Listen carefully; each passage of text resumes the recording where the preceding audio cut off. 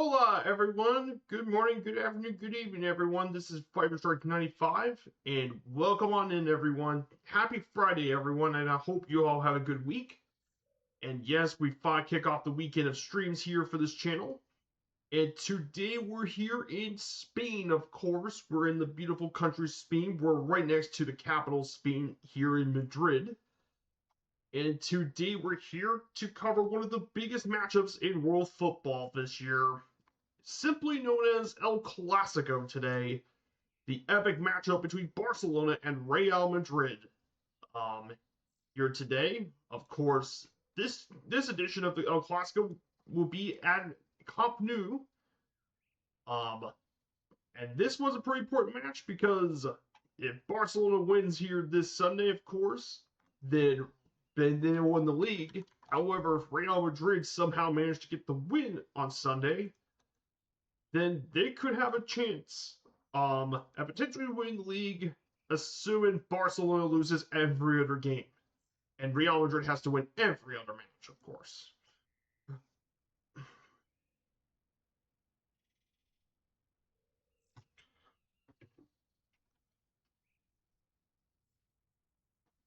So I hope you're all doing well here today on this Sunday morning. And yes, it is the second time we have Barcelona and Real Madrid in this series, of course, this year.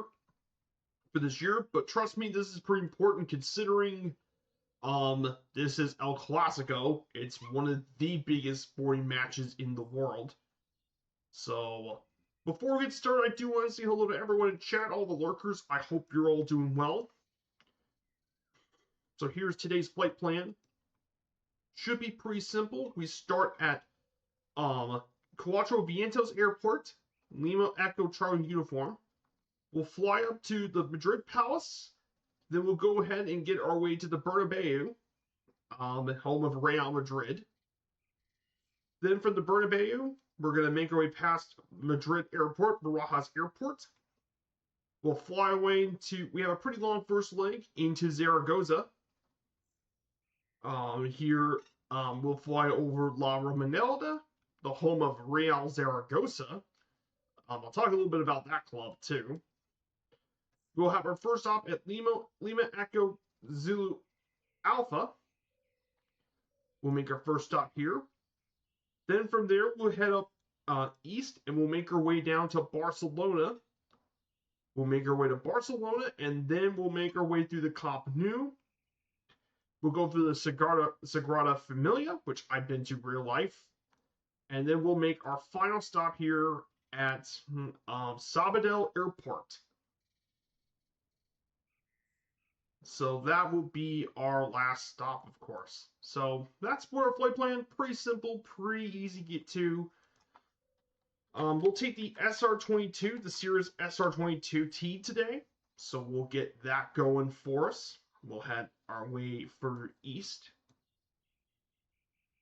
So we'll talk plenty about, of course, some pretty big sport events. So let's get this started. Let's turn on our batteries, alternator on, avionics, strobe light, nav lights.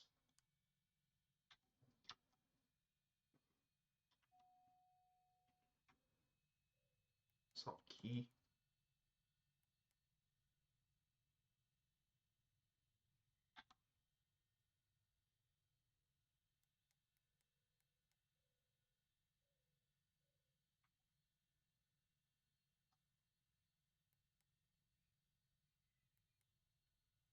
Okay.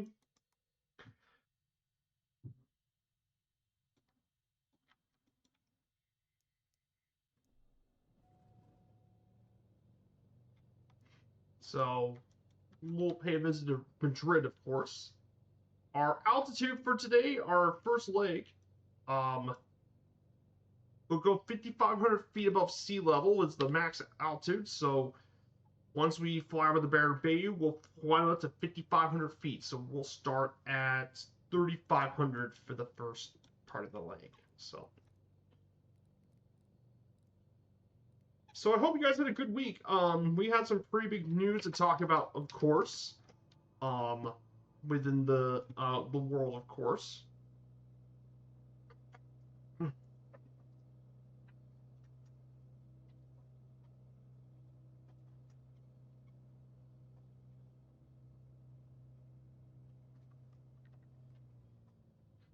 So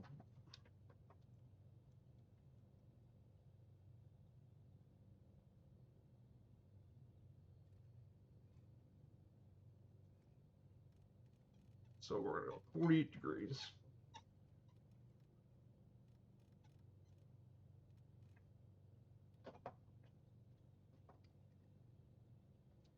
So we're going to go ahead and fly up to 3,500 feet.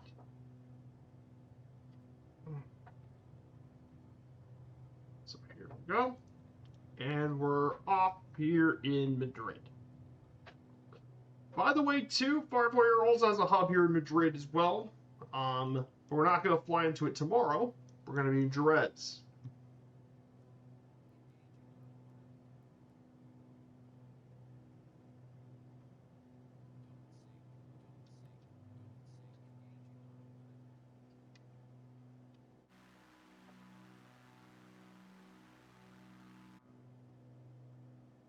So we're going to fly into Madrid, of course.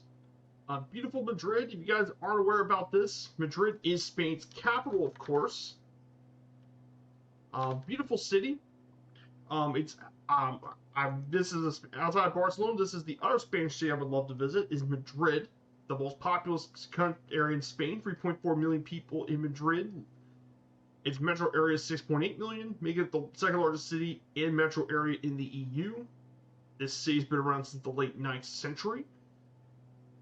This city has so many landmarks: the Plaza Mayor, the Royal Palace of Madrid, the Royal Theatre, the National Library, and of course, this area is amazing in culture. Great cuisine, including the cocido madrileño, patatas bravas, and squid sandwiches, of course. Plus, sports are a big deal here in Madrid. Mainly football. Madrid's an amazing place for football fans. Outside of just Real Madrid, you have Atletico, which we covered earlier in the series with Atletico Madrid, their big city rival. You also have Rayo Vallecano, who just made it to a European final yesterday. They made it to the Conference League final for the first time. So that means Rayo Vallecano, they made it to a European final against Crystal Palace for the UEFA Conference League.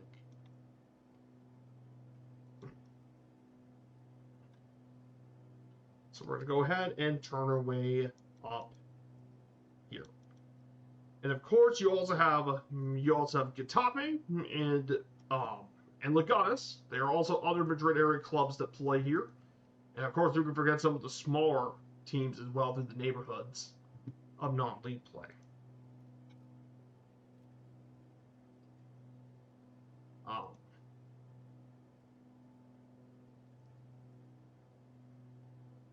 And of course, all sports fans should probably know about the Bernabeu, the home of Real Madrid. It is the sports temple here in the city. In a city that loves football, this is probably the big temple of them all. What a beautiful city here in Madrid. So here we go. There's the Bernabeu. So we're going to go ahead. And now we're going to climb to 5,500 feet.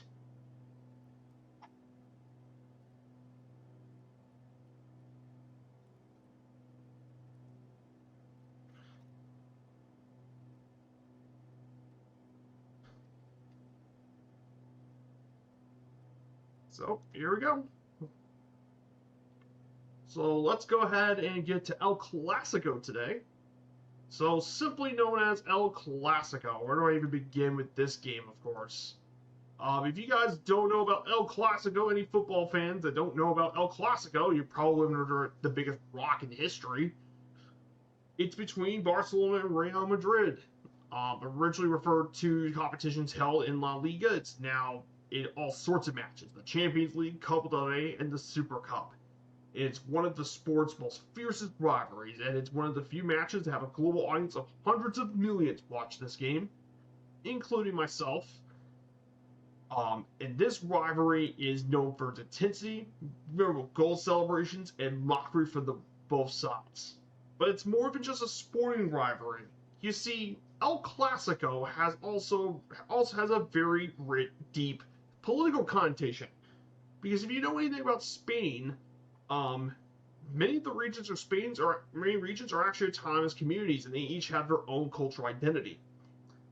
And where Barcelona's from, they represent Catalonia, which and some of them have a quite a bit of a sizable separatist movement to get Catalonia independence. While Madrid's the capital of Spain, and it's often identified with Spanish unionism of the different provinces. While Barcelona references Catalonia.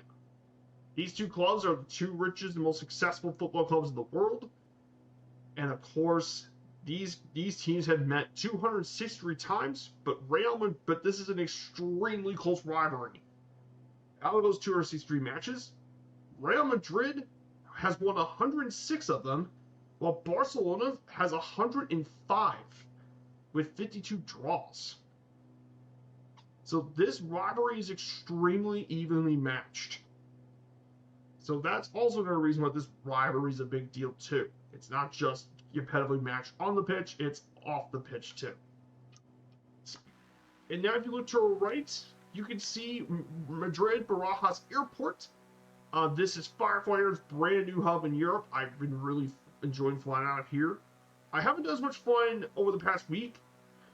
I've been trying to, I wanted to do some other stuff.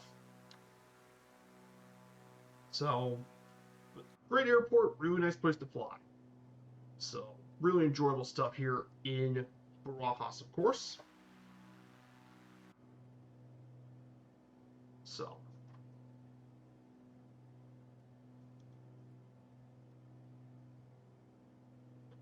So, big stuff here, of course. So let's talk about the history of El Clasico for a bit. The conflict between Real Madrid and Barcelona has long surpassed the sporting dimension, so much that the elections to the club's presidency have been strongly politicized. Because they absolutely hate each other. Barcelona and Real Madrid absolutely despise each other, and it's been going back since at least the 1930s, when Barcelona had developed a reputation as a symbol of Catalan identity, which is opposed to the centralized tendencies of Madrid. In 1936, when Francisco Franco did his coup d'etat against the Democratic Spanish Republic, the president of Barcelona at the time, Josep Sunyol, was arrested and executed without trial by Franco's troops. And as a result, enduring the dictatorships of both Primo de Rivera and Franco, all regional identities and languages and identities were frowned upon. As a result, many citizens of Barcelona were strong opposition to the fascist regime, and as a result, Barcelona got its famous motto because of its connection to Catalan nationalist beliefs. Of course, there was an ongoing controversy of what extent Franco's rule influenced the activities on and off the pitch for both clubs. However, most historians will agree Franco didn't have a preferred team, though some people believe that he associated himself with Atletico Madrid and Real Madrid. However, some people thought, on the other hand, he also wanted CF Barcelona to be as a Spanish team. So, pretty interesting, of course. So, definitely interesting, but again, Franco's rule definitely had a bit of controversy, and that was also a big reason why El Clasico had a bit more of a political affair, if you know what I mean.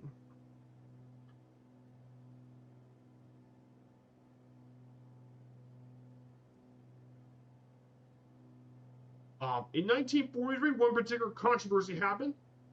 During the early years, of course, Real Madrid were really historically been successful.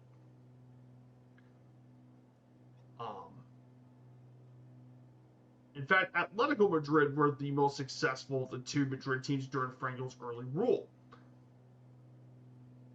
But Barcelona had been more successful of the two, funnily enough, having won 3 league titles, a Copa del Rey, which is the Copa de Germesio, and the Copa Eva Duarte.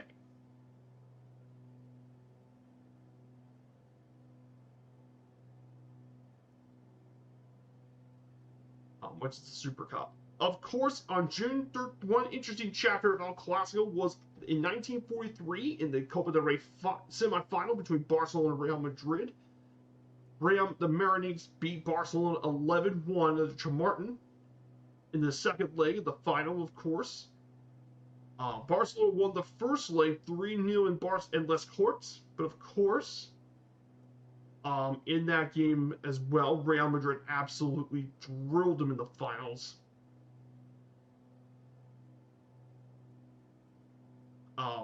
And of course, they went within half an hour. Real Madrid up 2-0. And of course, outside of that, then they scored the next not 8 unanswered goals to make it 8-0 at one point. It was 8-0 at the end of the first half. And of course, the game ended 11-1, which was the beginning of what built El Clasico into what it is today, was that game.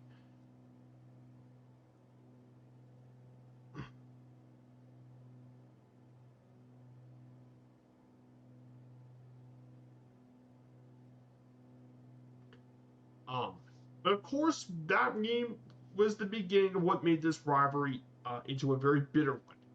Of course, then the rivalry intensified even further in the 1950s, when the clubs disputed the signing of the Argentine forward at the time, Alfredo Di Stefano. Now, if you guys aren't aware about him, Alfredo Di Stefano is one of the greatest footballers of all time, and he was playing at the time. He was playing for Los Millonarios in Colombia during a player strike in his native Argentina.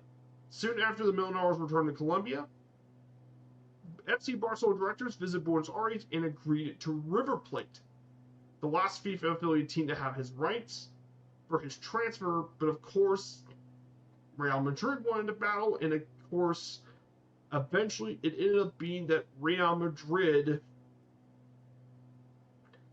got to be and eventually it was Real Madrid ended up being the one to get Di Stefano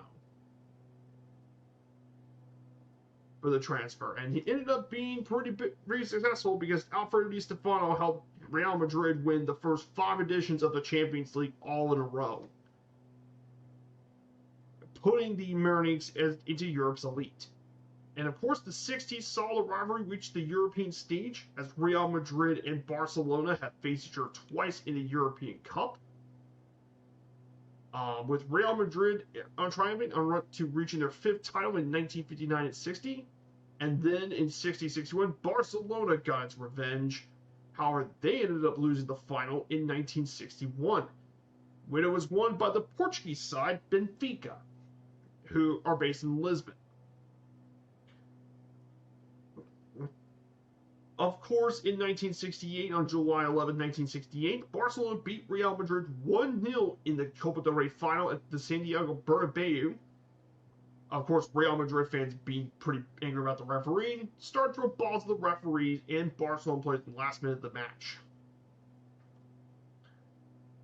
And as a result, as well, it's known as the final of the bottles, of course. Of course, the rivalry still had many bitterness throughout the years. However, the peak bitterness of this rivalry occurred in 2000. You see, Real Madrid's then presidential candidate at the time, Florentino Perez, who is now the president of Real Madrid, he offered Barcelona's vice captain Luis Figo $2.4 million to sign an agreement bind him to Madrid if he won elections. If Figo broke the deal, then he would have to pay Perez $30 million in compensation. When his agent confirmed the deal, Figo denied everything, and he said he wanted to remain in Barcelona. But of course, that didn't happen. And eventually, on July 24th, Luis Figo was handed over to Real Madrid and handed his new shirt by Alfredo Di Stefano. And he ended up causing the biggest betrayal in football history by going to Barcelona. And when he returned back to Barcelona in that Real Madrid shirt, you saw banners of Judas, scum, and mercenary through the stadium. Now, thousands of fake 10,000 peseta notes have been printed blazing his images. and there were among the missiles of oranges, bottles, cigarette lighters, and even mobile phones thrown at him. In his third season, Real Madrid, Figo was taunted throughout, coins, people threw knives, a whiskey bottle, and even one of the parts of debris was a pig's head thrown into the pitch. Yeah, this was easily the biggest betrayal in world football history. No betrayal was anything like that before. It was pretty crazy. If you've never seen the betrayal, you know it was a pretty big deal. Of course, the last decades or so, this rivalry has been augmented by modern Spanish tradition of the Pasilla, where one team is given the guard of honor by the other team. Basically, it's a guard of honor. It happens 3 times in El Clasico. These two teams have also met in the Champions League semifinals in 2002, with Real Madrid winning 2-0 in Barcelona and drawn in Madrid. And while El Clasico is one of the fiercest rivalries of world football, there have been rare moments where fans have shown praise for a player of the opposing team. And some of those include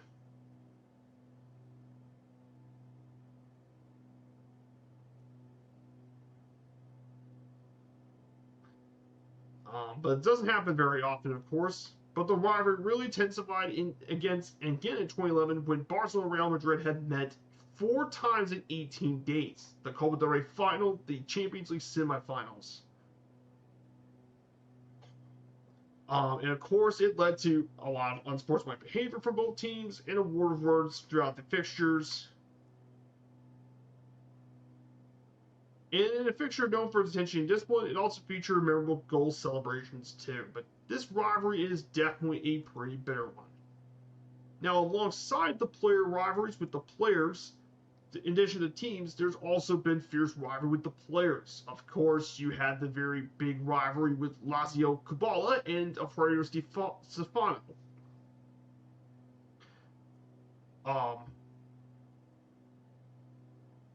Both two of the greatest players of their era, and of course, they faced each other off plenty of times during these two players and become the 2 most important players in their clubs for many, many years.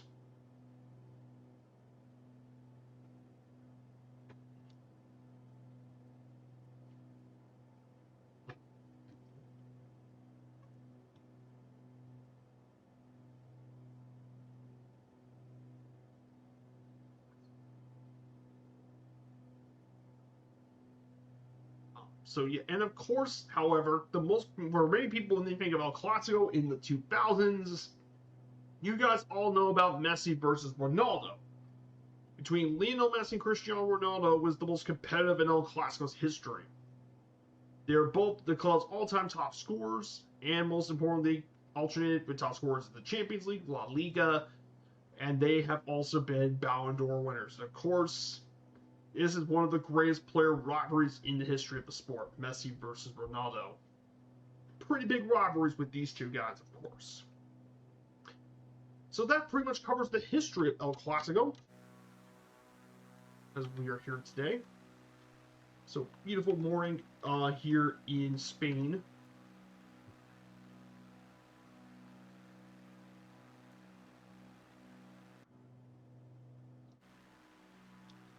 Beautiful morning, of course, here in Spain. Absolutely gorgeous scenery in the country. Spain's a gorgeous area to fly, of course.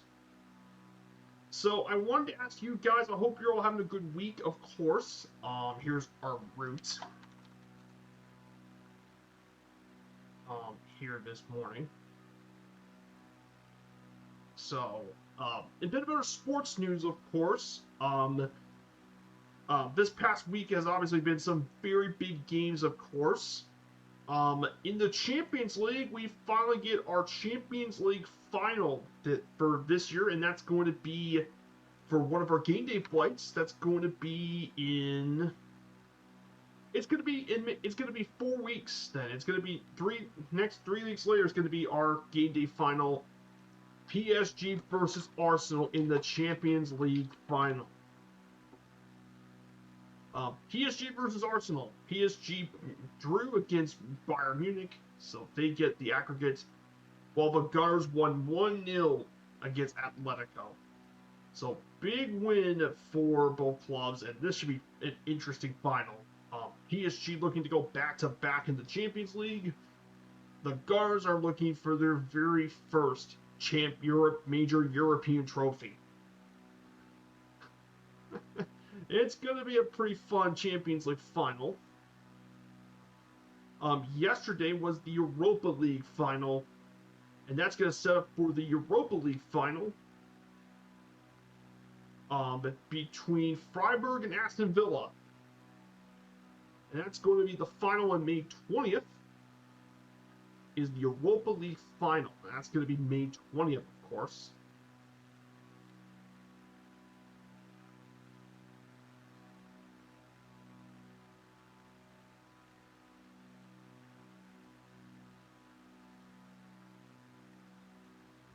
Which is going to be held in Wednesday. And also Wednesday, in addition to the Europa League final, we also now have the Europa Conference League final. And that one's another pretty big one because the Conference League final, Crystal Palace and Rayo Vallecano. So pretty big finals, of course. So when we do the Champions League final, of course, we'll be taking the airliners. Since the game's going to be in Budapest, we'll have to take the airliners. So we'll fly from London Heathrow, or we'll fly from London Heathrow. We'll fly from there. We'll go to Paris, Charles de Gaulle, Paris Airport. And then, of course, we'll fly all the way to Budapest for that one. So pretty interesting stuff, of course. In other sporting news, for the NBA playoffs, the semifinals are going on. So far for the playoff series here, for the NBA playoff series, of course, the Knicks are up 2-0 against the 76ers. Got two big wins in the East. And the Pistons are also up 2-0 in their series versus the Cavs. And then for the Western Conference semifinals, we have the Spurs and Timberwolves drawing each of the series, and the Thunder so far are just better than the Lakers, up 2-0 for the NBA playoffs.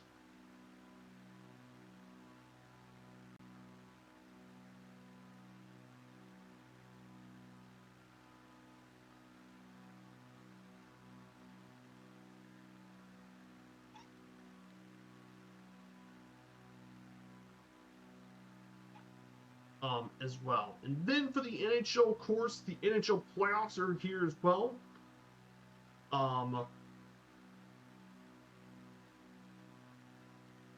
So for the Eastern Conference so far, the Hurricanes are up 3-0 on the Flyers in the second round. Holy hell, the Hurricanes. The Canes are absolutely flying away with that one. The Avalanche are up 2-0 on the Wild. The Ducks and Golden Knights are split. And the Sabres are up 1-0. But yeah, I'm hoping for the finals this year. I hope it would be, I think it would be Avalanche Sabres, and I hope the Sabres win it all. It'd be really cool if Buffalo got to win a Stanley Cup. Who knew about all that, of course. So our next game day flights coming up for the streaming stuff is next Friday is going to be the Capital Derby D Capital. We have Roma and Lazio. Originally it was Everton Sunderland, but I decided, I want to go back to Italy, of course, so we're going to go Roma and Lazio. Should be a bunch of fun. The 22nd should be fun of May. Bodo Glimt and SK Brann in Norway. So we'll have to travel all the way up to Bodo. So we'll see some beautiful scenery, of course.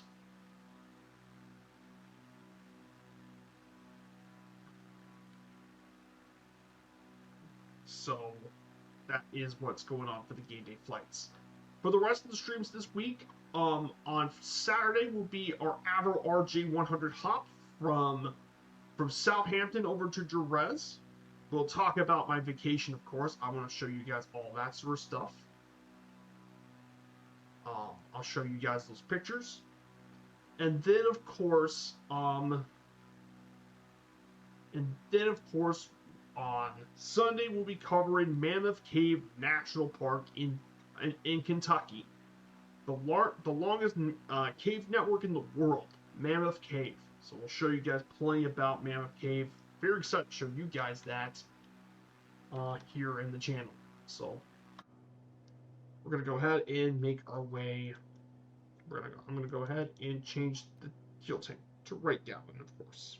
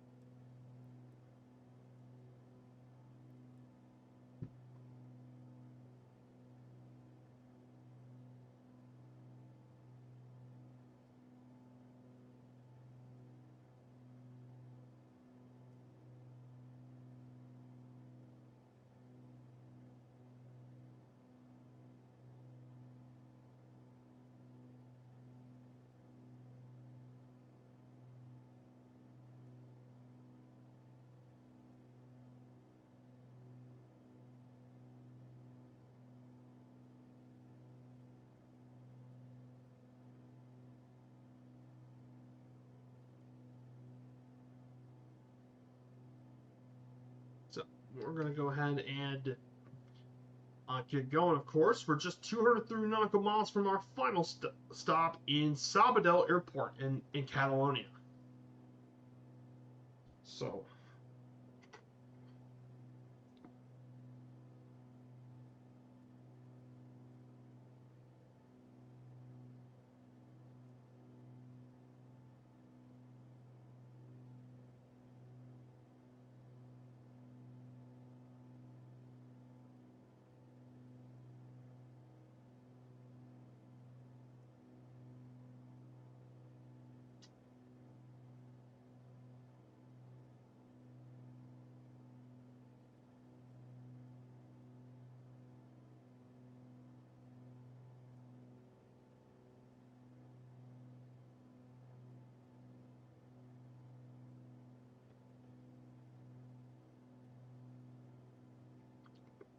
mm-hmm, mm-hmm.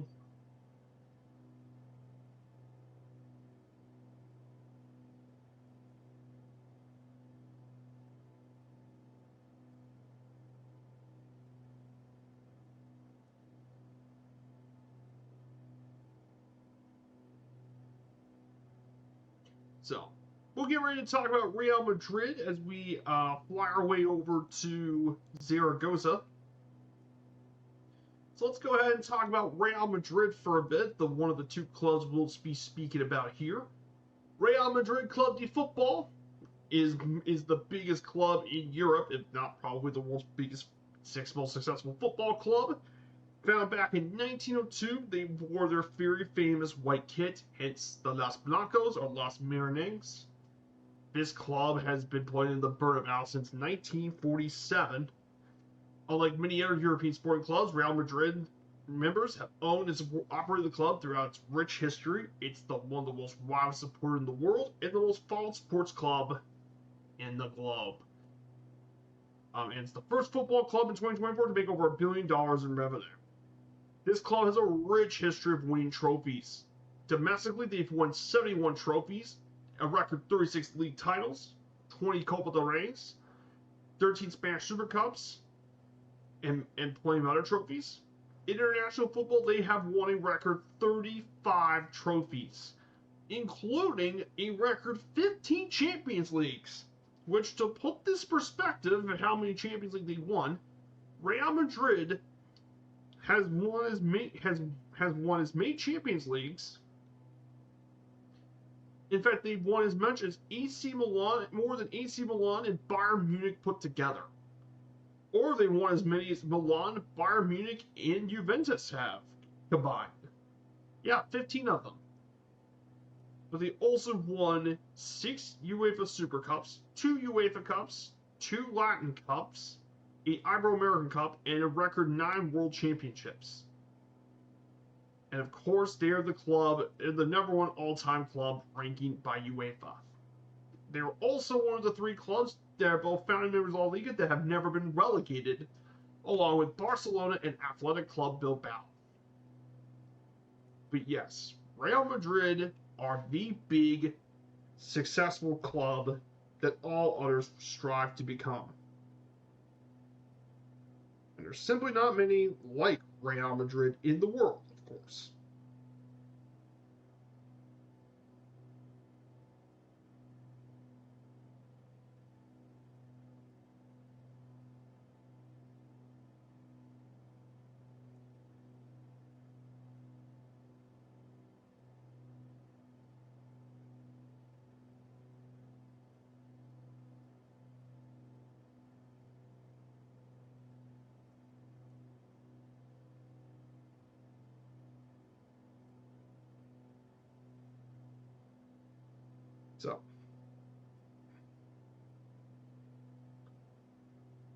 So, we'll get ready for Real Madrid. Now, of course, the clubs and colors of it, the crest of Real Madrid. The first crest had a simple MCF, Madrid Club de Football. It was interlacing the 3 initials. The first change of the crest happened in 1908 when the letters adopted a more streamlined form and appeared inside a circle. And the next change, and most importantly, is when the crown got added to the top of the logo because, of course, this club gained royal patronage from King Alfonso the 13th. And it came from the title Real Madrid. Real means royal. And that become officially what this is become the basis of what Real Madrid has worn ever since.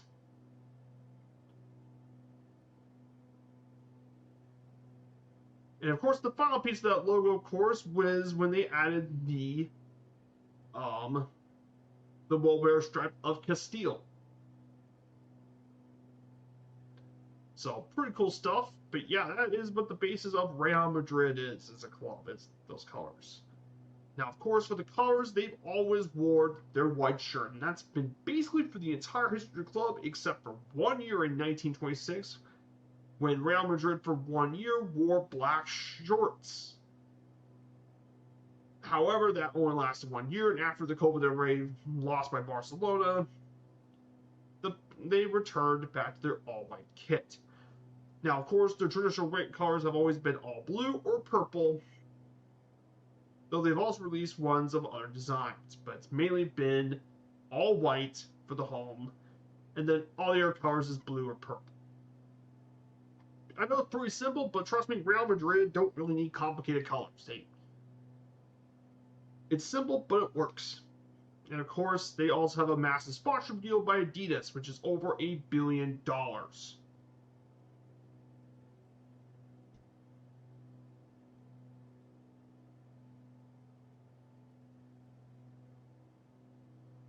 So, pretty big stuff. Their home stadium, of course, is the famous Bernabeu, one of the most famous sporting grounds in all of European football, named after its legendary president, Santiago Bernabeu.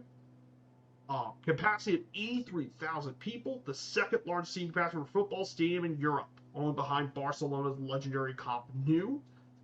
The home of Real Madrid since 1947, it's hosted matches, including multiple Champions League matches, 4 times, most recently in 2010. It also hosted the second leg of the 2018 Copa Libertadores finals, making it the only stadium to host finals of both competitions.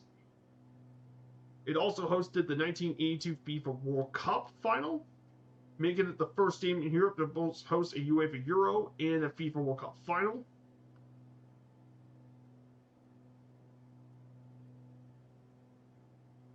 But this stadium is really important, and the new renovations they added to this place have retractable roof, mixed hybrid grass, retractable pitch, and more. And that means it can now be used for other events, not just for world football, but American football is hosted here, and it just hosted one back in 2025 with the Dolphins and Commanders, 78,000 people. It's also hosted tons of concerts, of course, and it's even hosted a mass by Pope Leo the 14th.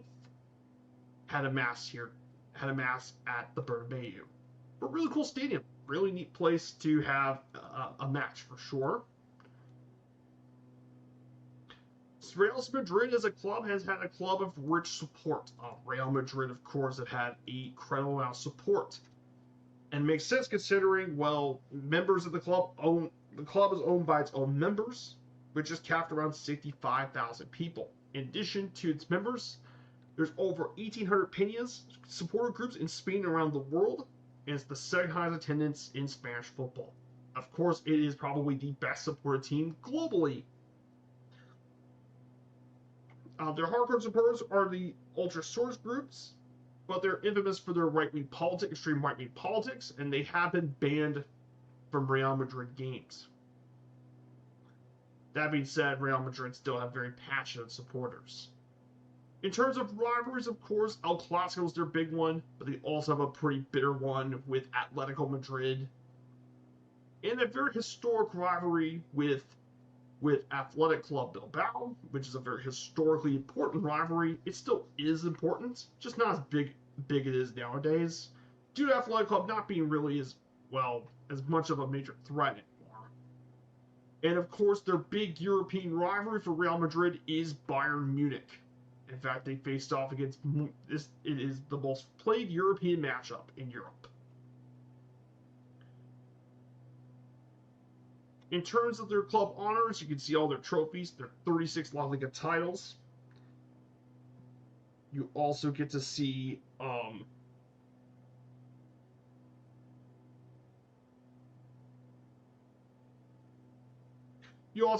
20 Copa del Reys, your 13 Super Cups, the 15 Champions Leagues, of course.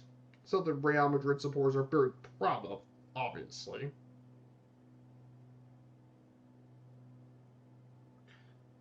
And you can see all their accomplishments, their Club World Cups. There are 5 Club World Cups, the 3 Intercontinental Cups, and the FIFA Intercontinental Cup. And you see all their regional titles. So, yeah. Now for their legendary players. Their legendary talents, of course. Real Madrid have incredibly rich talents and incredible players over the years. Obviously, Alfredo Di Stefano is considered to be the greatest Real Madrid player of the old days. Big major legend, of course.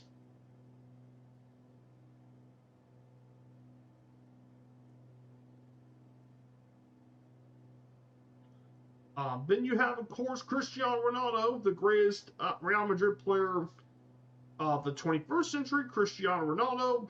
You also have their legendary goalkeeper, Iker Casillas, big major star for the goalkeeping. Raul, one of their most played players. Raul's played more games at Real Madrid than any other player. Their legendary defensive center back, Sergio Ramos, one of the greatest midfielders ever in Luka Modric, the greatest Croatian player.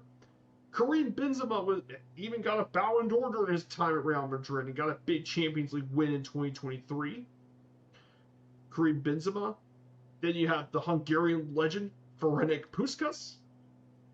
Then you have the greatest Mexican player of all time, Hugo Sanchez. And there are so many more legends at Real Madrid that I could pick. I mean, Mbappe, V Jr. are icons.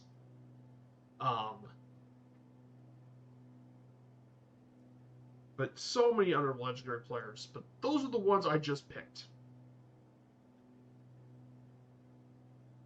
So that covers Real Madrid.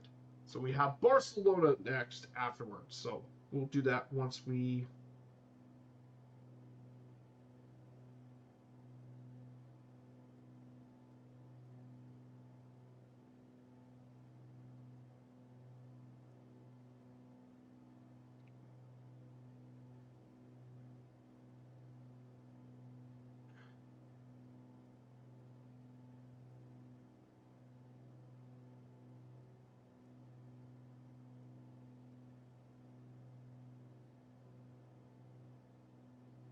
So we'll get near to Zaragoza. So I hope you're all having a good time, enjoying the stream and such. I know we've been having some stuff going on, of course. This weekend, Merck's could hopefully be back today. He's covering the World Update 21. We'll also cover World Update 21 on next Saturday. We'll do some GA operations in Queensland. We're gonna do some flying from Sydney over to the Gold Coast at Brisbane. So we'll do some short haul flying on the coast.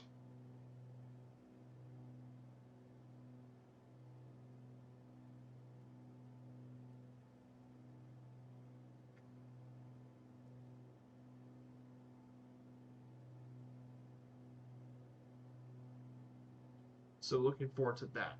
So we'll be heading to Zaragoza pretty soon. Zaragoza, I think. The capital of Aragon, Zaragoza.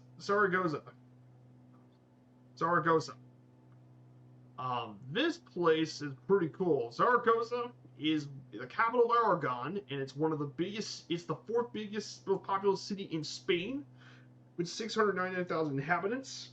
This city was founded around the 1st century BC as a Roman colony, Caesar Augusta. And then it was the capital of the upper march on Andalus, and later a thriving capital of the Kingdom of Aragon after the Christian conquest in 1118. This city also hosted a World's Fair in 2008, and this city is very famous in Spain for its folklore, local cuisine, and landmarks, including their iconic Basilica de Pilar, the LECU Cathedral, and the Aljaferia Palace that form part of the Mujar architecture of Aragon, a UNESCO World Heritage Site. And it also features the Fiestas del Pilar as one of the most celebrated festivals in Spain.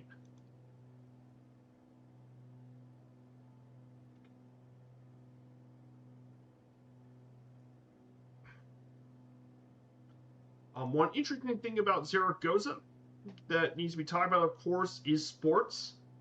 They do have a football club, a very well-known club in Spain, Real Zaragoza. Founded back in 1932, they're known as the Las Manos, the Aragonese. And they spent the majority of its history in La Liga, though they haven't been playing in La Liga since 2013.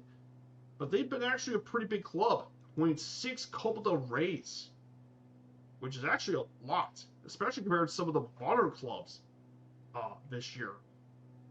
For example, they've won more Copa del Reys than modern La Liga clubs like Sevilla, Espanyol, Real Sociedad, Real Betis, and Mallorca, which is pretty impressive to think about. Real Zaragoza. And only 500 clubs have won more than they did, which is pretty impressive. Unfortunately for Real Zaragoza, however, the sad thing that's going on with them is that Real Zaragoza has not been the same. In fact, Zaragoza has actually struggled this year, and they're one of the worst teams in Spain's second division. They're 35 points. They're 21st place. They're only 4 points away from 18th place Cadiz CF, so they could get back, but they've been terrible all year. You know, they haven't been in the third division since 1949. Yeah. It's rough.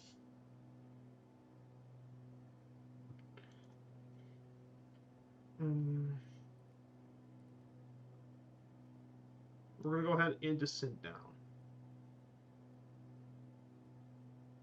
So we're going to slowly descend down to 3,500 feet. But yeah. And of course, they played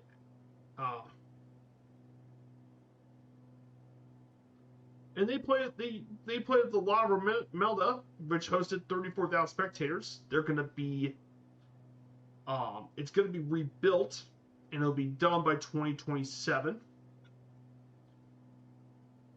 Which the new La Romelda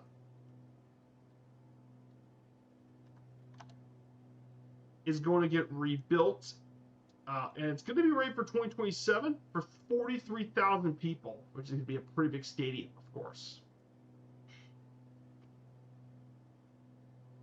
but it's pretty cool. They also have basketballs in their sport. They play basketball.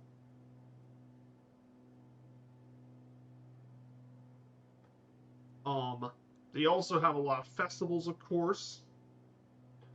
A lot of festival. There's tons of sites here. The Roman walls, the Ala Figera Palace, and of course their famous basilica, which is really striking basilica.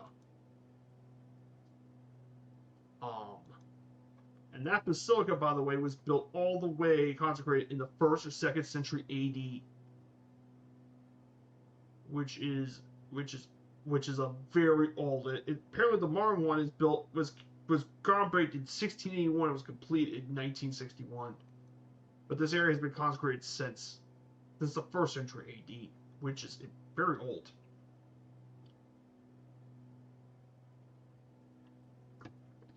Mm.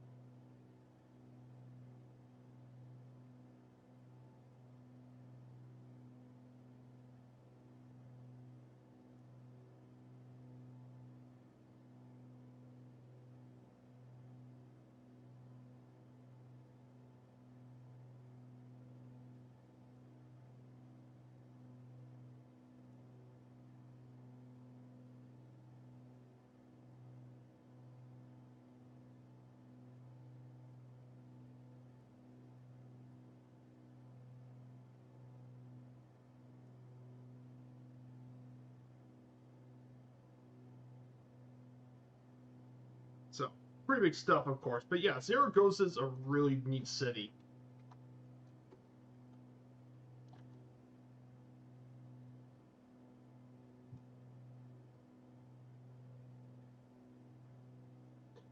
So we'll get ready for this leg of the flight. We'll be getting ready to enter Zaragoza. We'll fly over La Romanella, and we're also going to fly over the famous cathedral, the Basilica. So we'll see plenty of those here when we arrive into the big Spanish city. We're gonna land at Lima Echo Zulu Alpha. There is a Zaragoza airport, actually, in real life. However, unfortunately, in the simulator, they don't model it, and that's because it's also a Spanish military base. So that's why we don't see the airport in the sim.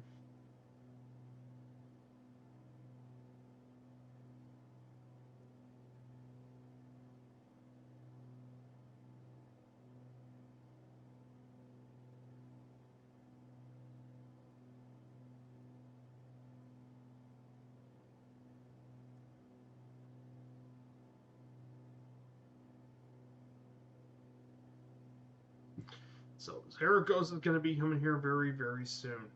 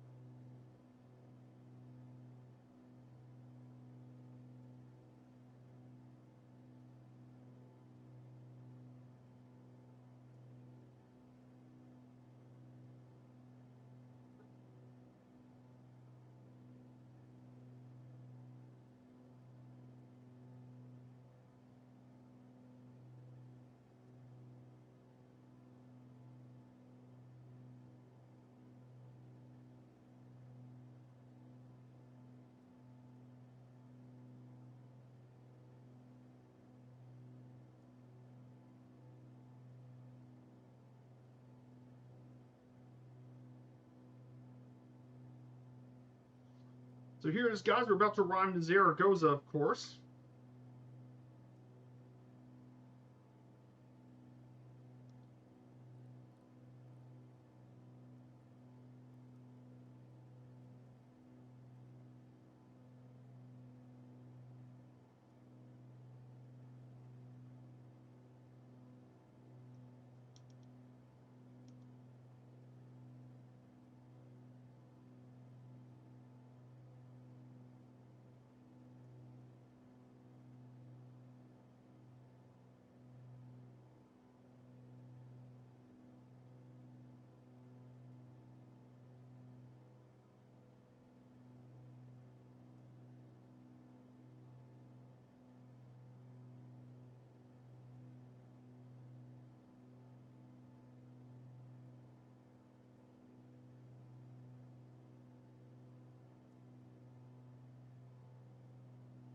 So here we go, Zaragoza.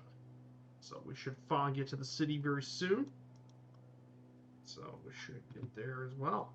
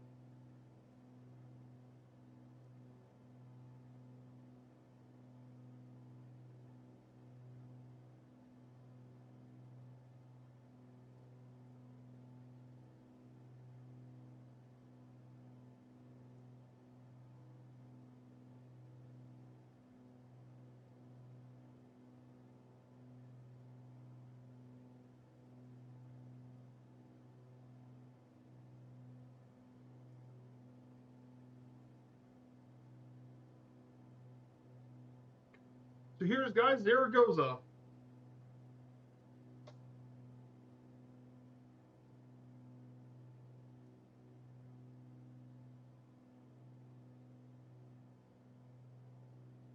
So here is Zaragoza.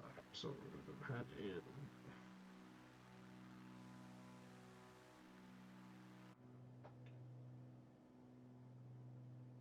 So Zaragoza.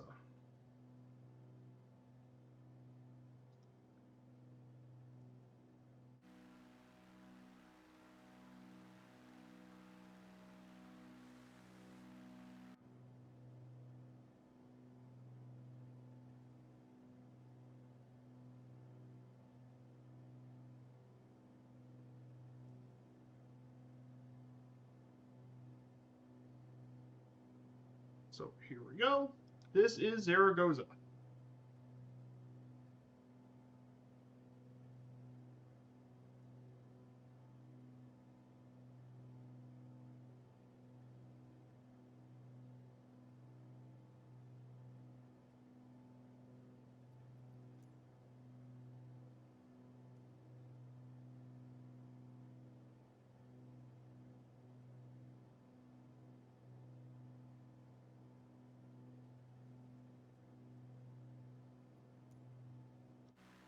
So yeah, here is Zaragoza. We should see the Basilica very soon.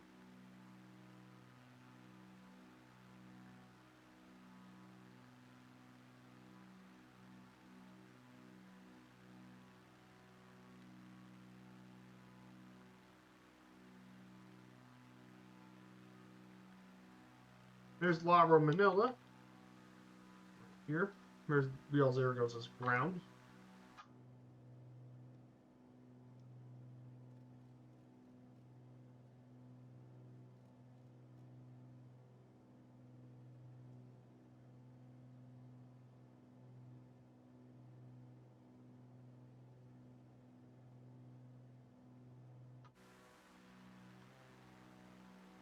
Now here's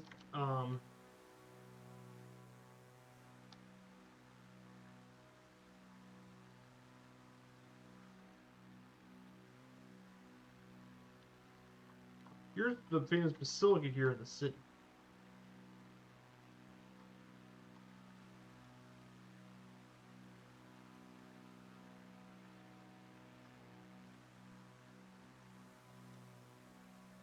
Here's their famous basilica. Beautiful basilica here in Zaragoza.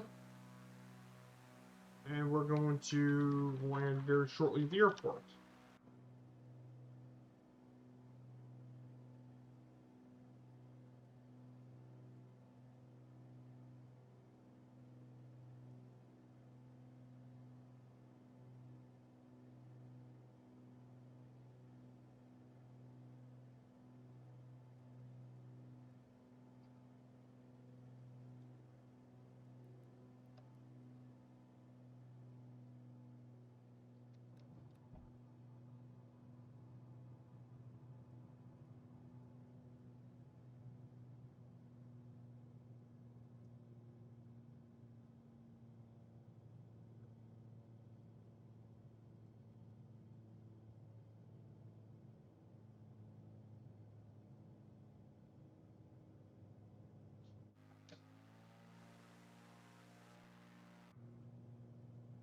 Let's go ahead and land here.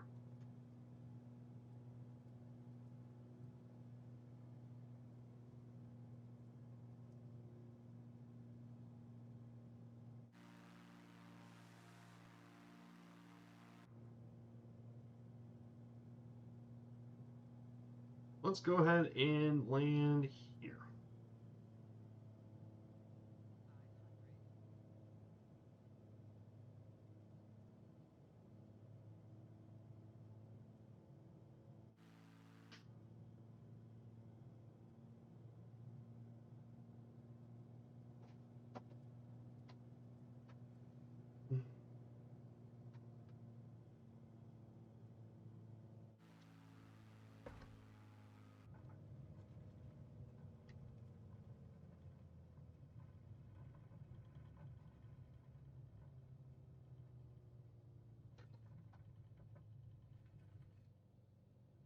Now, crap, I overran the wrong way.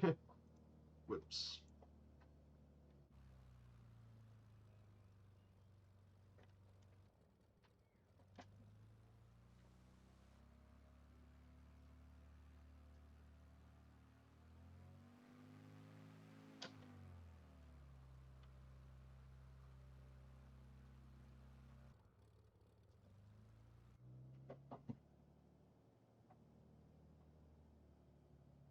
So that's our first land today. We'll rest here for a bit.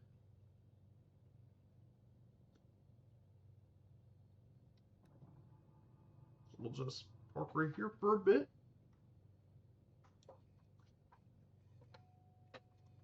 So we'll just rest here.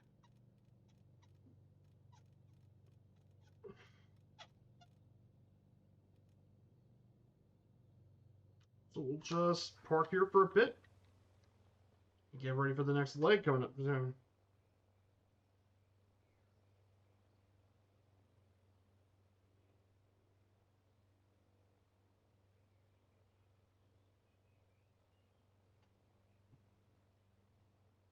So we'll just wait here for a bit if anyone wants to join in. We're in the Southeast Asian server. Here's our route for today. Here's the route server.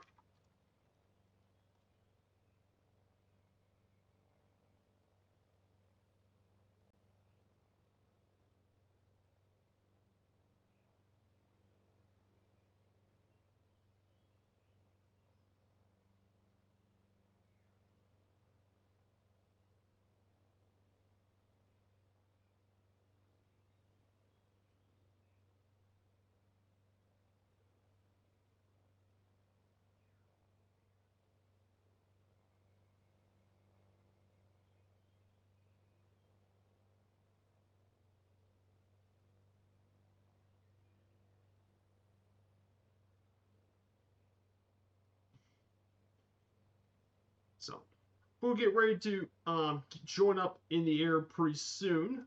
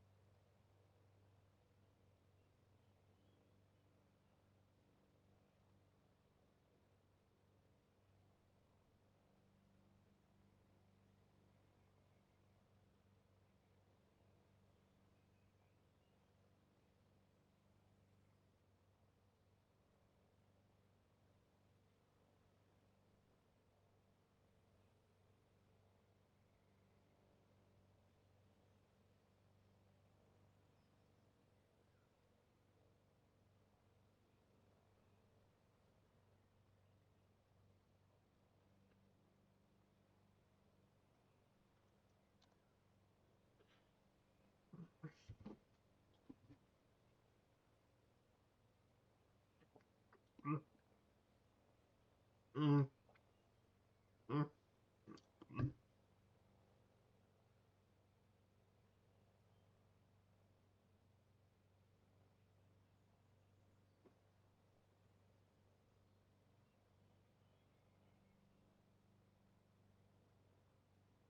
So let's go ahead and get going for the next leg of the flight.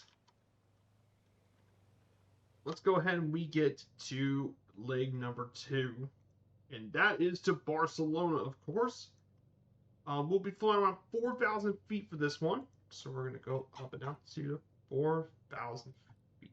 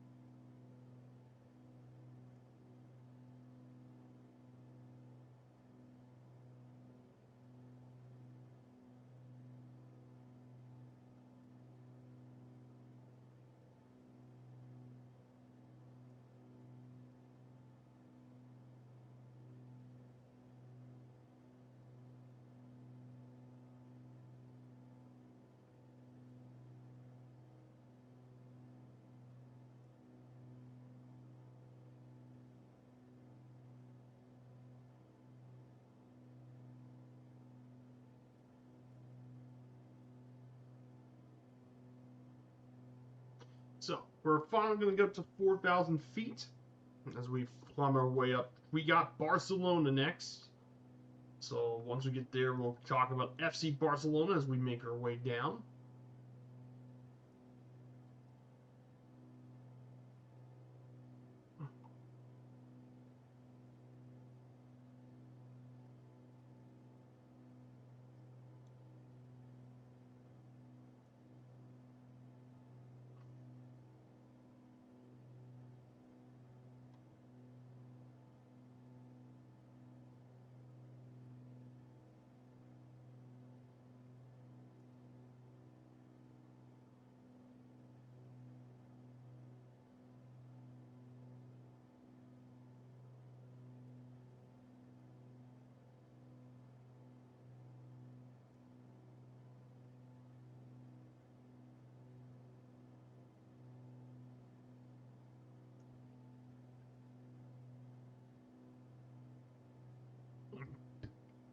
Mm.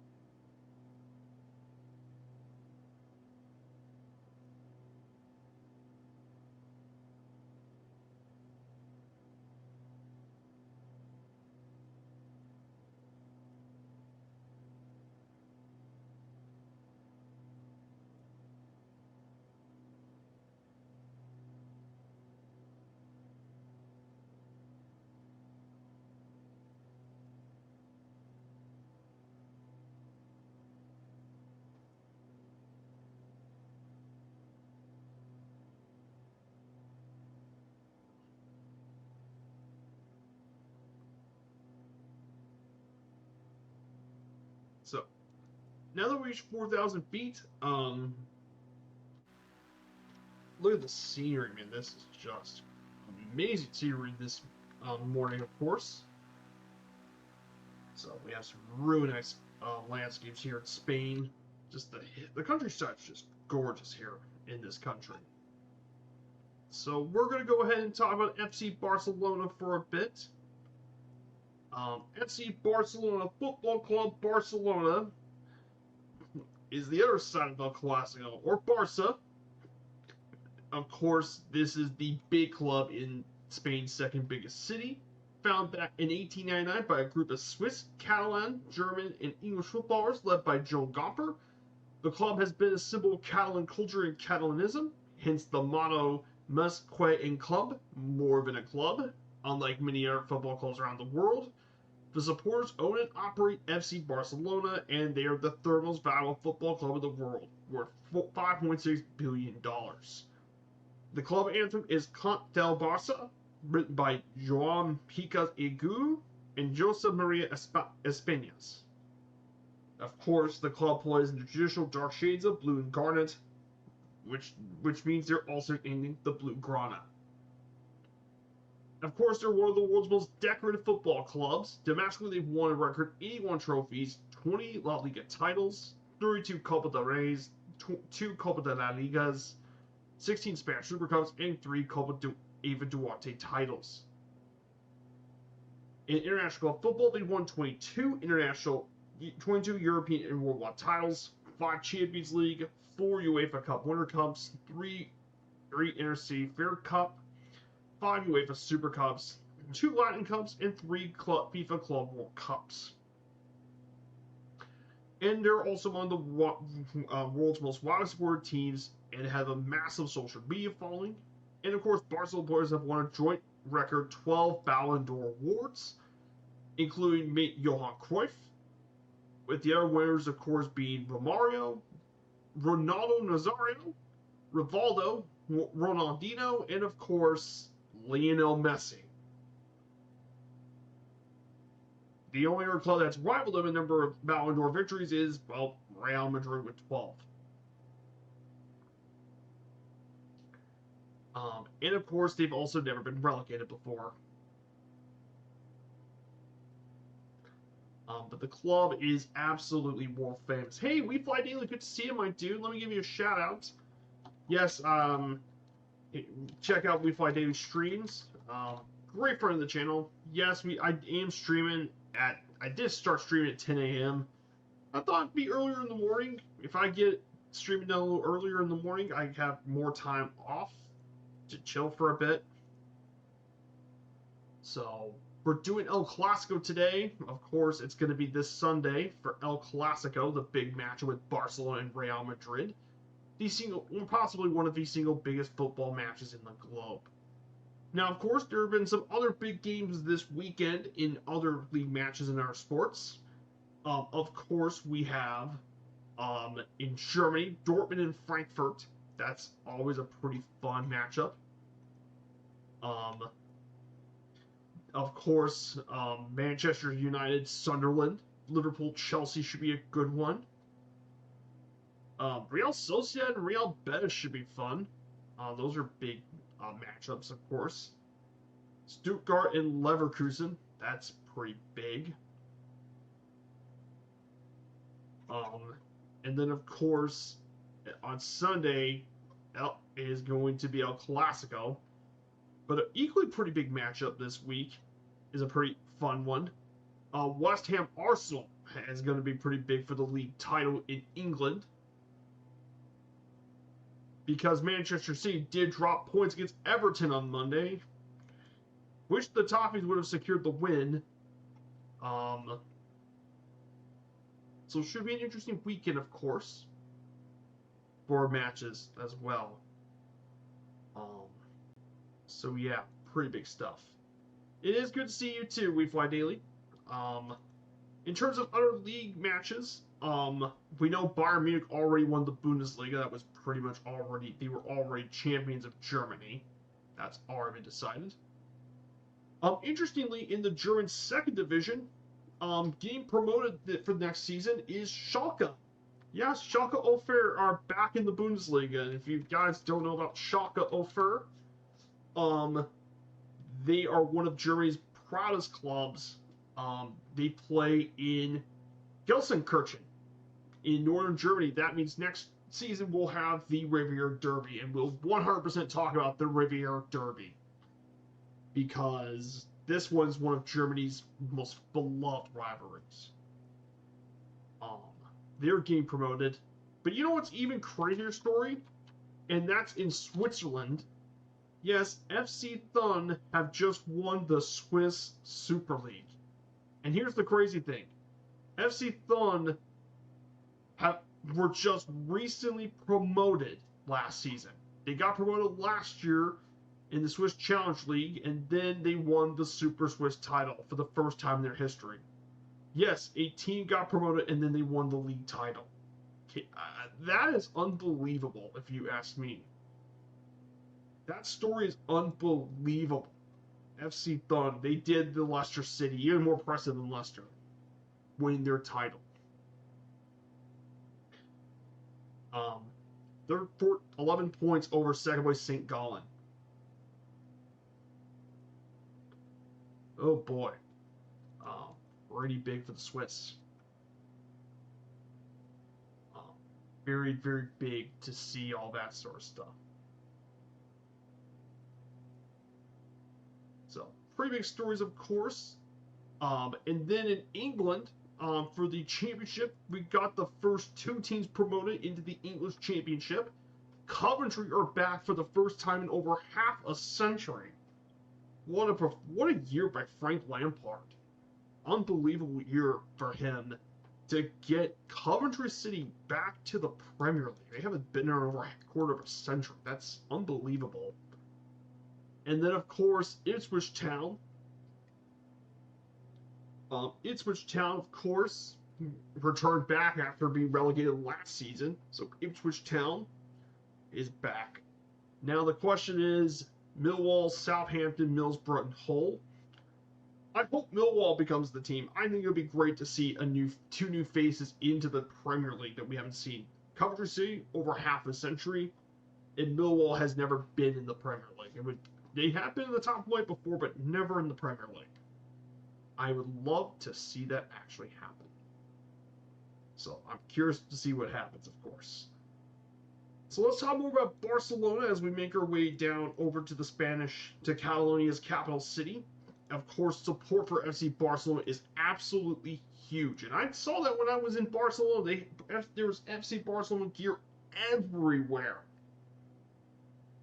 And the nickname for Barcelona support is called Cooler, which derived from the Catalan word of cool, meaning arse. As spectators of the first stadium, the Camp de l'Industria, sat with their butts over the stand.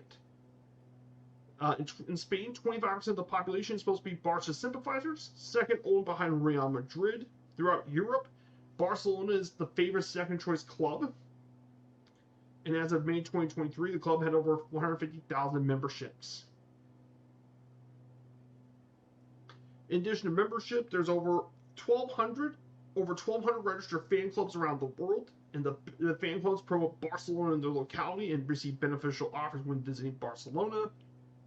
Among the best supported teams globally, it has the second highest social media following with 103 million Facebook fans, behind Real Madrid, the other most popular team. And they have tons of supporters too from all over. In terms of the rivalries, there was El Clasico, which we discussed here today, and that's what the episode's been. But in addition to El Clasico, they also have a city rivalry with my favorite Spanish club, Espanyol. Of course, Barcelona is a far bigger team than Espanyol is, as Espanyol have not won against FC Barcelona since 2009. Yeah, it's been over 17 years.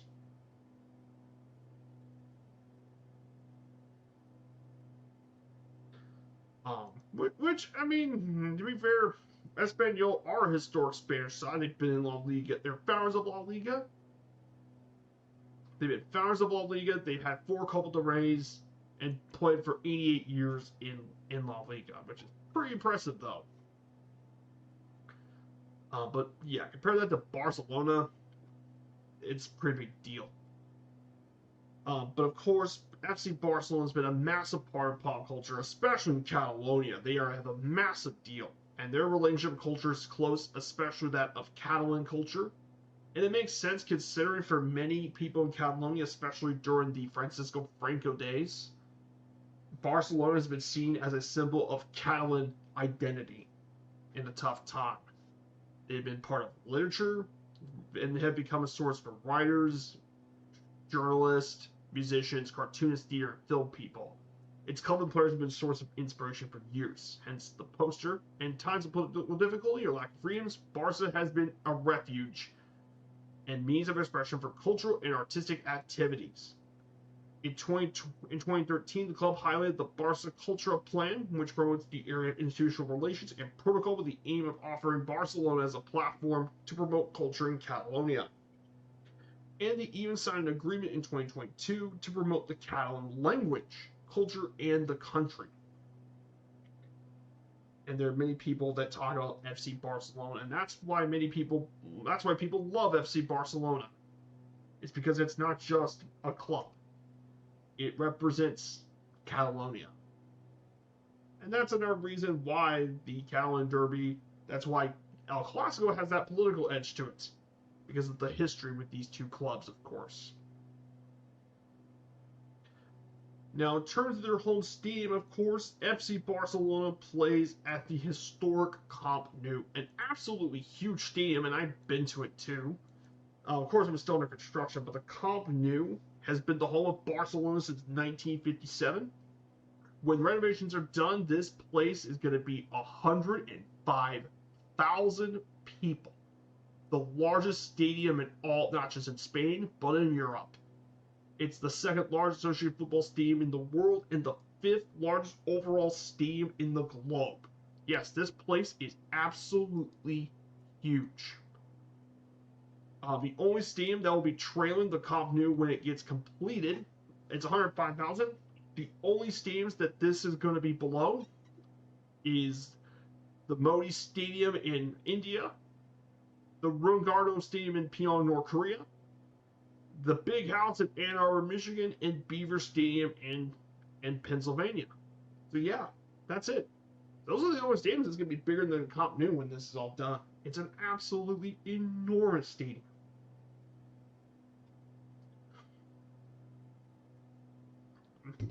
It's absolutely huge. It's a huge stadium.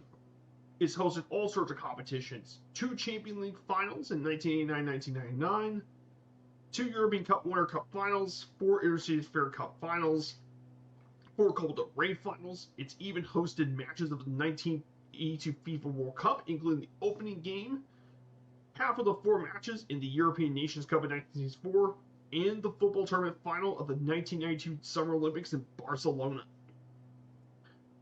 But yeah, this stadium is absolutely huge. The Camp Nou is enormous. I can't wait to see what the stadium looks like when the renovations are fully done. Just the size of this place. When I visited Barcelona, and when I visited the city, of course, it was still under renovations. But man, when this place gets fully built, it's going to be a very special environment. I'll tell you that much. It's going to be a very, very, very special place. I'll tell you that much. But yeah, Barcelona absolutely loves football. Is the Camp Nou. Of course, about Barcelona itself, and I think a lot of people don't know about this, but Barcelona is more than just the 2 clubs of FC Barcelona and Espanyol. There are tons of clubs around the area, of course. You obviously have CE Europa, who's in the 3rd tier. CE Europa is actually one of La Liga's founders.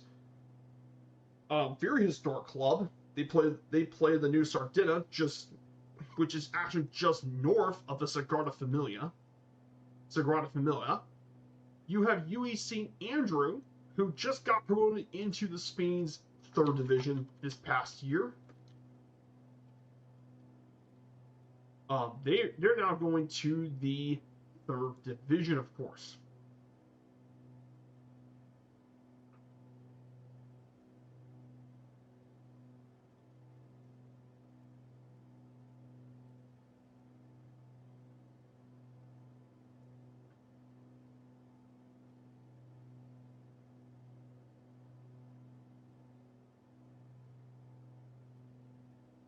St. Andrew's going to be promoted, so they're going to be joining the going to be in the third division. Then, of course, you also have UE Cornilla, which, funnily enough, is bought by Lionel Messi. Messi just bought UE Cornilla. Just next to the RCD Stadium is UE Cornilla. So that should be interesting, of course. But yeah, the area around Barcelona has got tons of football clubs, not just FC Barca and Espanyol. The area is rich with teams, of course, all over. So now we get to the club honors. You can definitely see the 28 La Liga titles, and they're gonna probably win one. They're probably gonna win it tomorrow. If they win against Real Madrid Sunday, they pretty much clinched La Liga for the 29th time in their history. The Copa del Rey, they won the record 32 times in the Copa del Rey. They've won the Copa de la Liga twice, the Spanish Super Cup 16 times. They won the last two of them in 2025 and 2026. There's their 5 Champions Leagues, most notably 2015 with Lionel Messi and Neymar and Luis Suarez. The MSN trio, 4 UEFA Cup Winners' Cup, 5 UEFA Super Cups, Intercity Fairs Cup, and more. And of course, the FIFA Club World Cup 3 times. Now, of course, they're legends. There's a ton of them. Their GOAT, however, by far their greatest player of all time, Lionel Messi. I bet anyone who knows about soccer or football should probably know about Messi, of course. If you don't know about Lionel Messi, you guys are under a big rock.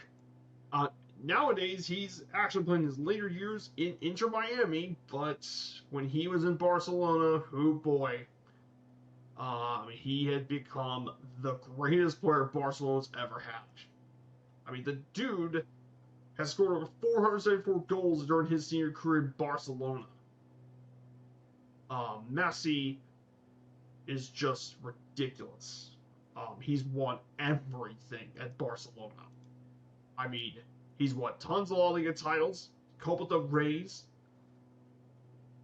He won the Champions League. He's helped them win 3 of the 5 Champions Leagues at Barcelona. And of course, who can forget all those Ballon d'Ors that he's won at Barcelona? It's just, Messi is just ridiculous. In addition to him, you also have the other dominant Barcelona player, Johan Cruyff.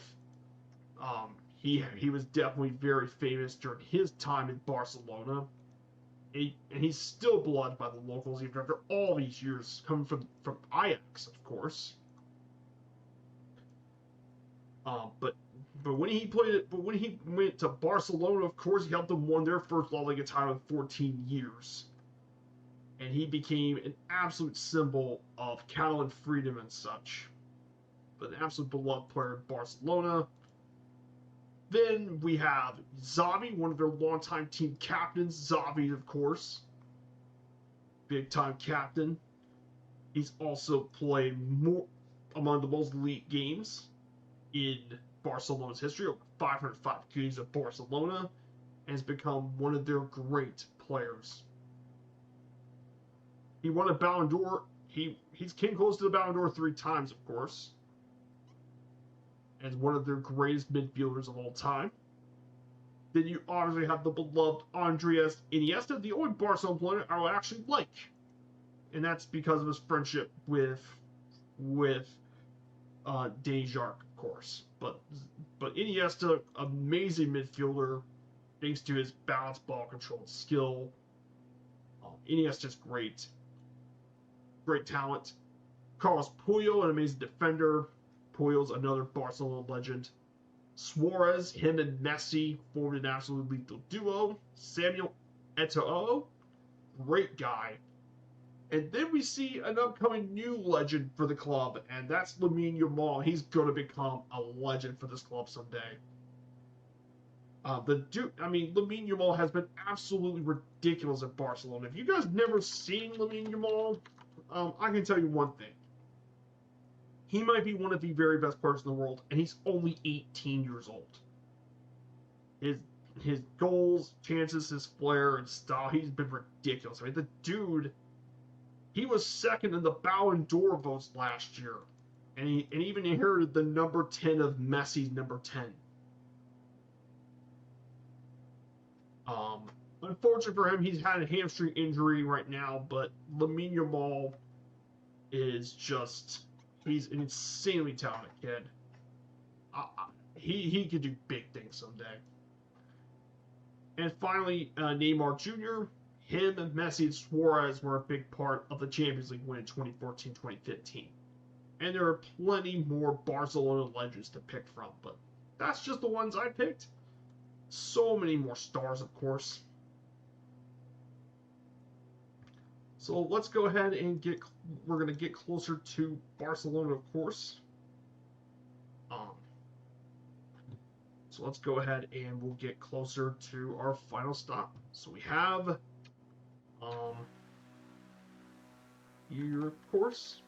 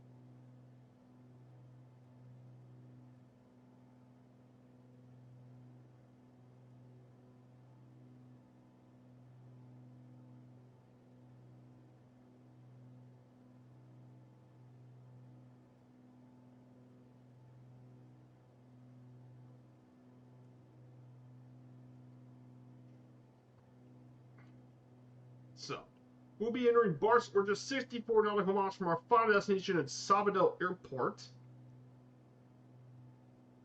So, we'll be getting very close to Sabadell, of course. So, we'll fly our way over to Catalonia's capital city. So, I hope you're all having a good time with the stream, of course. We're about to make our way here. You can see the beautiful mountainside scenery here, of course, of Catalonia. I hope you guys enjoyed your time with the new world update here in Australia. I know they added some really interesting new PUIs and stuff.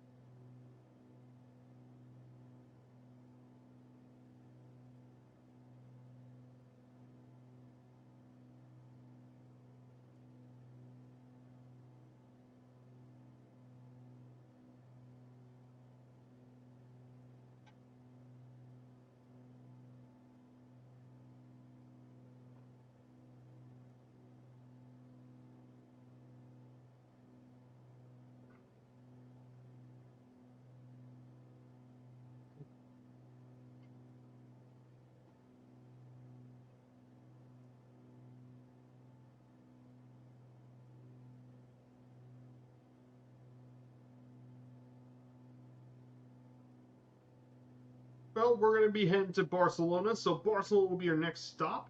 So let's talk about Catalonia's capital city. Um, Population of 1.7 million within the city limits. Its metro is around 5.7 million to make it the fifth most populous urban area in the EU, after Paris, the rural area, Madrid, and Milan. It's also one of the largest metros in the Mediterranean Sea. According to tradition, Barcelona was founded either by the Phoenicians or the Carthaginians, who had trading posts along the Catalonia coast.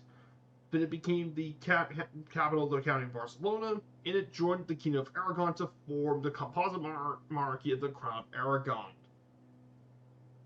Of course, Barcelona had been the center of Catalan separatism and became briefly part of France in the 17th century during the Reapers' War, and again in 1812 to 1814. Barcelona has an extremely rich cultural heritage, which I got to see, and is an important cultural center and a major tourist destination thanks to the architectural works of Antoni Gaudi and Luis Domènech Montero, who have been designated UNESCO World Heritage Sites. The city also hosted the 1992 Summer Olympics, as well as world-class conferences and expositions. And of course, it features Europe's major seaport, Port of Barcelona, which I got to visit too. Barcelona, amazing city. During our trip, it was actually our favorite place to visit. Was Barcelona? It was our favorite stop on the trip. Such an incredible city, man. Barcelona has everything: the coast, beaches, the architecture, the history. Barcelona was our favorite. There's so many things to do in Barcelona. You can easily spend a week in Barcelona and find things to do. Um, Barcelona, obviously,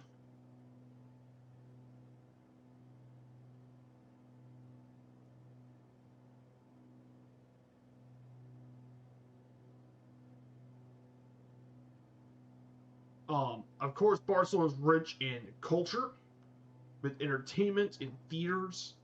Obviously, it's a big sports city. Obviously, with FC Barcelona, RCD Espanyol, C Europa, UE St. Andrew are all big things to do here in sports. Road running, it's got automobile races at the Circuit de Catalonia,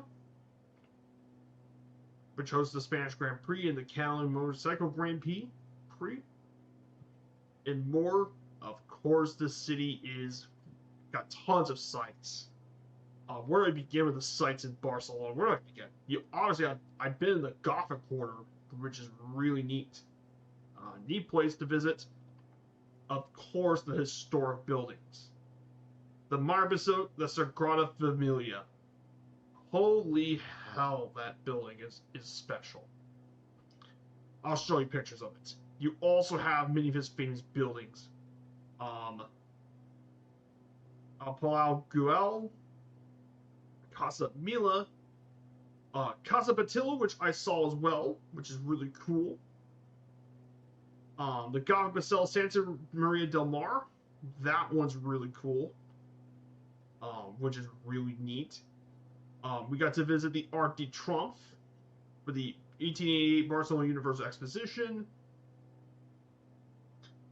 Um, really cool stuff. The Cathedral of the Holy Cross, the Barcelona Cathedral. Visited that one too. Really neat. Barcelona's got so many things: parks, beaches. In fact, many of them were built during the Summer Olympics, of course. But Barcelona's got beaches. It's got everything.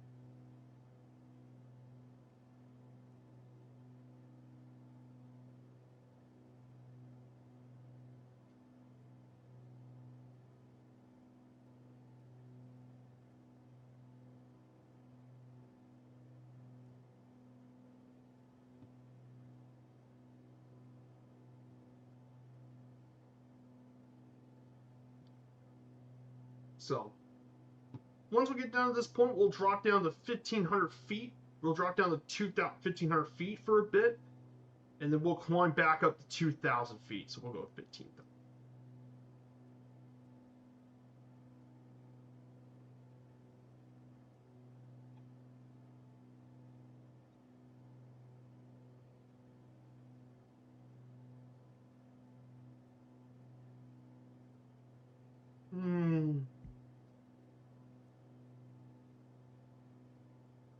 So we'll be making our way pretty soon to our last stop.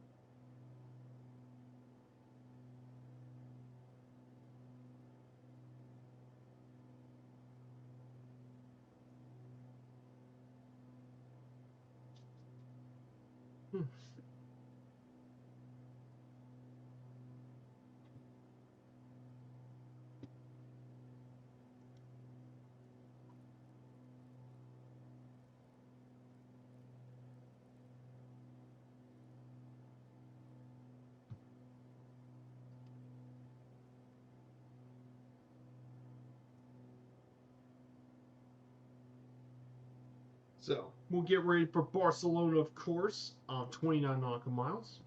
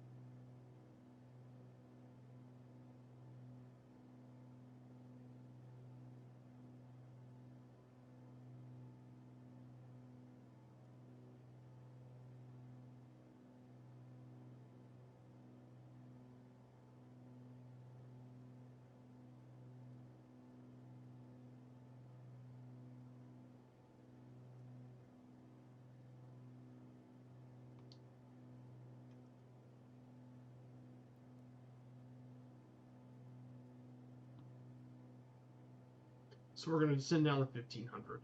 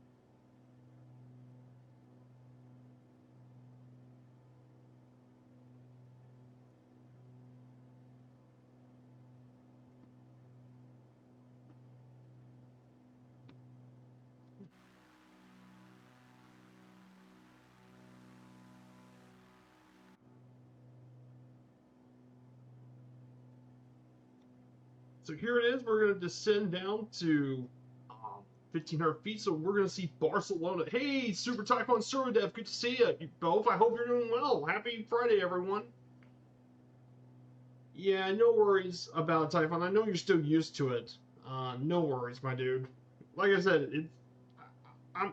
I think once I get more 10 a.m., you probably see. Yes, David Attenborough is 100 years old. Yeah, can you believe he's actually reached 100 years old? David Attenborough. He's officially 100 years old. That's unbelievable.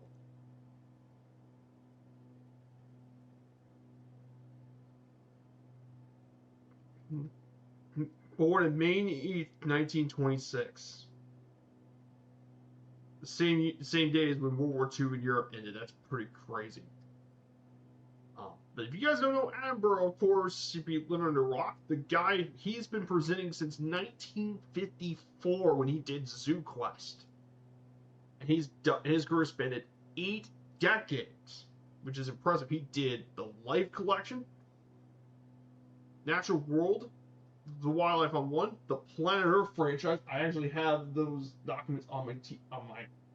I have the Life by Attenborough, the Planet Earth, Blue Planet, Frozen Planet. I have all those stuff from Attenborough.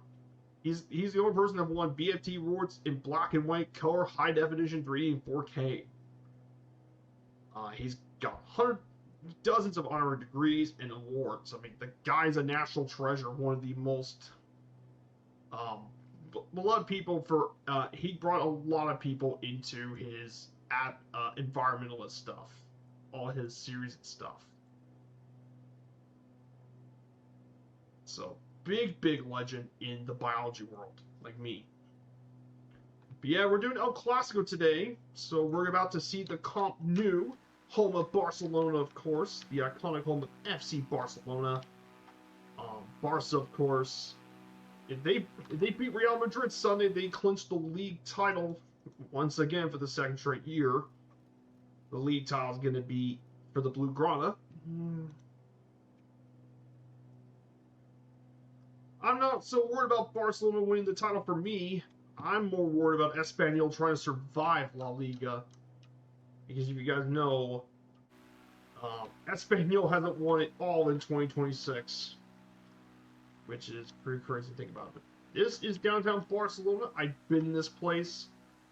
I mean, it's a great city. I absolutely loved my time in Barcelona. So amazing place to just do some flying. Of course, it's just a great city.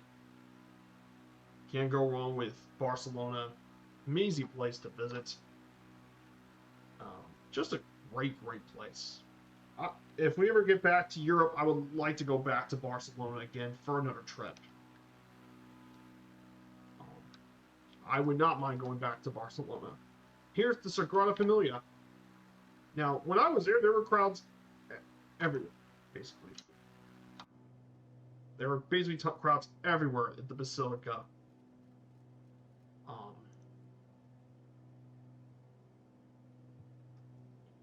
so we're going to go ahead and 3:59, and we'll make our way through to Sabadell Airport to wrap up the flight. Um, but guys, thank you all so much for being here. Really appreciate every one of you guys here today.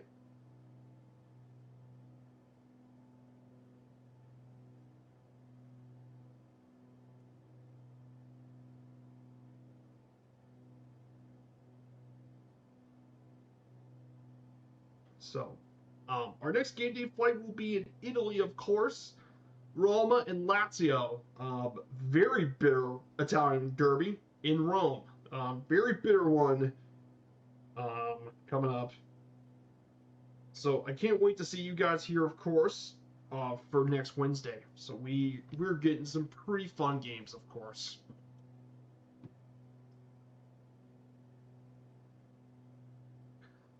Looking forward to that, obviously.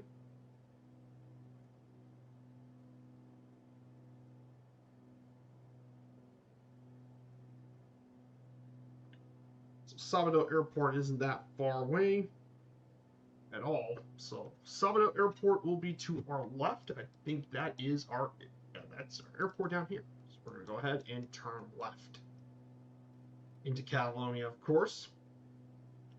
Who I think is gonna win this El Clasico? I think Barcelona's gonna take it at home. I think 3-2 Barcelona takes the series at home to win La Liga. I mean, Barcelona wants to win La Liga at their home turf, so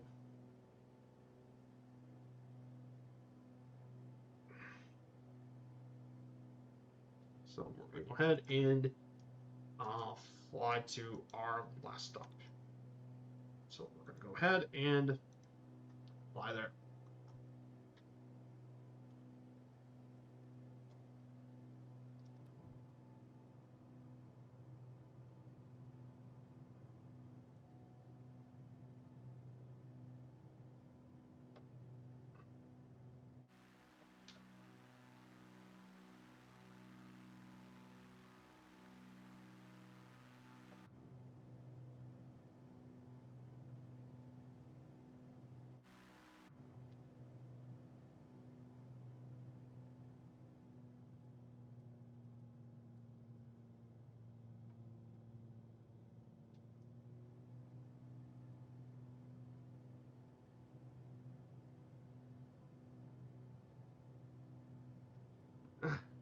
And that, oh,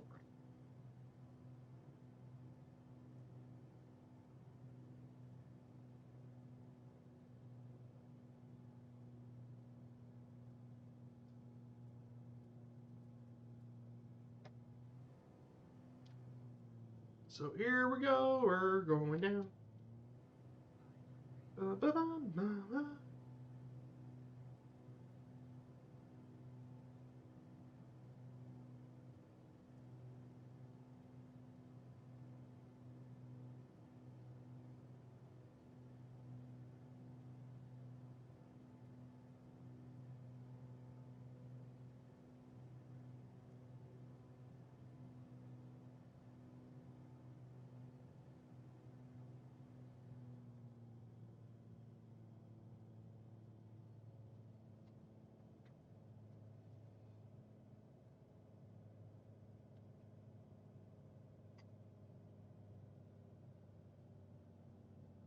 So here we go. We're down in Sabadell.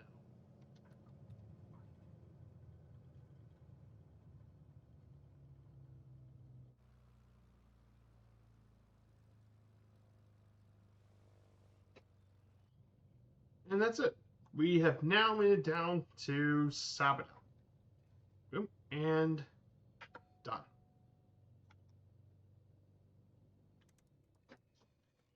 So we did it, everyone. We finally make it to Catalonia, everyone. So thank you all so much for being here, of course. We're gonna go see. We're gonna find a raid. I think we're gonna raid. I think we're going to raid. I think we're gonna raid my good friend Captain Pebble. We're gonna raid the Captain Pebble stream, a good friend of mine. I don't think I've ever raided him before. So let's go ahead and raid him. So thank you all so much for being here, everyone. We'll see you guys here on tomorrow. We're going to be doing our flight from Southampton to Reds. So we'll see you all very soon. Take care, everyone, and have a great start to your all's weekend. Goodbye, everyone.